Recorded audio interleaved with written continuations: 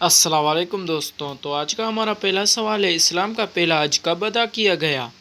10 ہجری کو، 6 ہجری کو، 9 ہجری کو یا پھر 5 ہجری کو؟ اس کا درست جواب ہے 9 ہجری کو۔ سوال بتائیں، مکہ پاک کب فتح کیا گیا؟ 8 ہجری کو، 5 ہجری کو، 10 ہجری کو یا پھر 11 ہجری کو؟ اس کا درست جواب ہے 8 ہجری کو۔ سوال، قرآن پاک میں کل کتنے نبیوں کے نام آئے ہیں؟ 26، 30، 40 یا پھر 25؟ اس کا درست جواب ہے 25۔ سوال، مکہ مکرمہ سے مدینہ منورہ تک کا فاصلہ کتنا ہے؟ تقریباً 320 کلومیٹر، تقریباً 280 کلومیٹر، تقریباً 340 کلومیٹر یا پھر تقریباً 310 کلومیٹر؟ اس کا درست جواب ہے تقریباً 320 کلومیٹر۔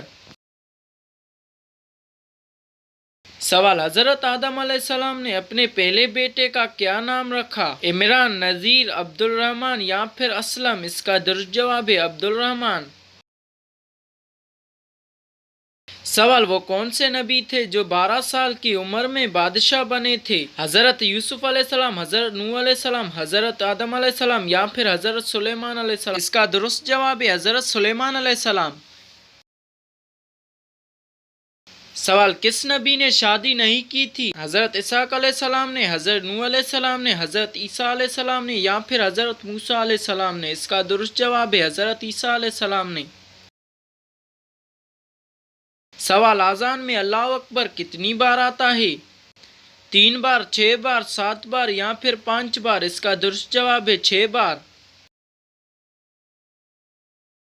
سوال، وہ کون سا اسلامی ملک ہے جس کے جھنڈے پر 23 مرتبہ اللہ لکھا ہوا ہے؟